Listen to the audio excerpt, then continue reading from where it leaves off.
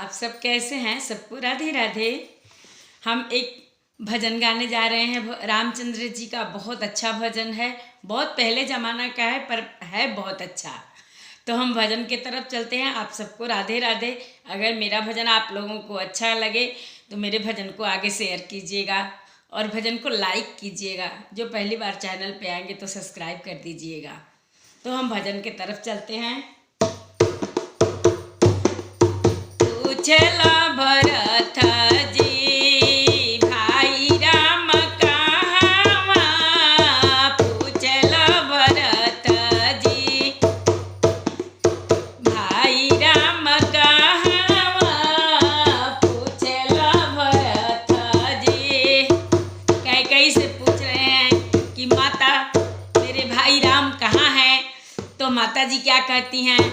पूछला भरत जी भाई राम कहाँ, पूछला भरत जी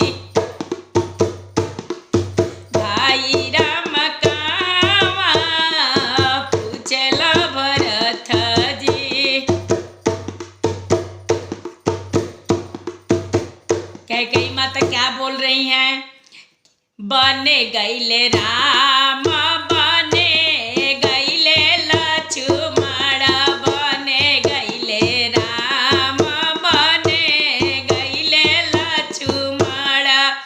बनवा में गईली बेटा, बनवा में गईली बेटा, जानकी माई हो पूछला भरत जी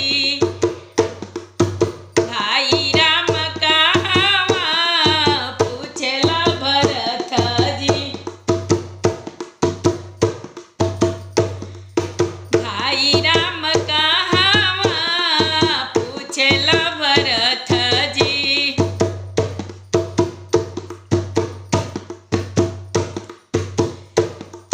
जावा नाही माता तू राम बन दियालो, जावा नाही मुख से तू राम बन दियालो,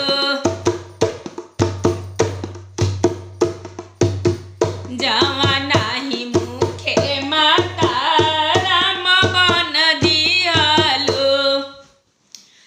तवन जिभा तोहार गिरियो न जाई, तवन जिभा तोहार गिरियो न जाई, पूछला भरत राम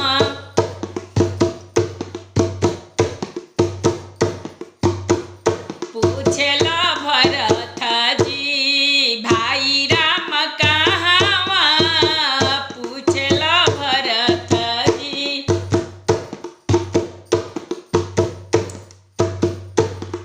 इतना पे भी कई माता क्या बोल रही हैं?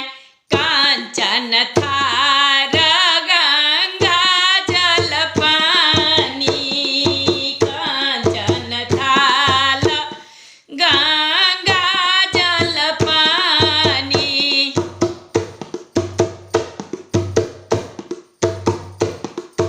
कांचन थाल गंगा जल पानी। आवहु बेटा तोहार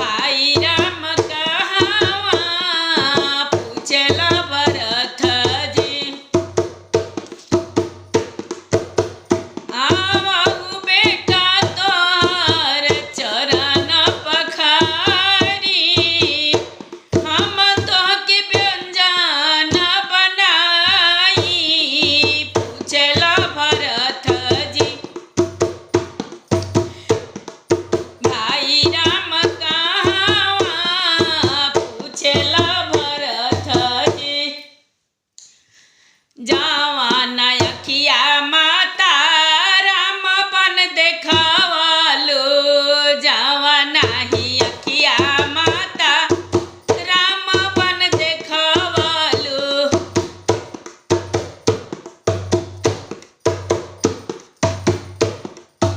जवान ही अखिया माता राम बन देखवलु तवन आँख तोहर फूटियो न जाई पूछेला भरत राम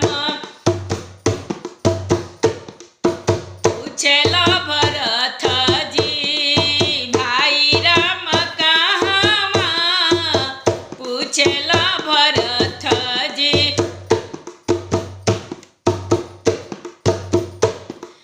के कराही बीनू मोरी सुनी अयोध्या के कराही बीनू मोरी सुनी अयोध्या के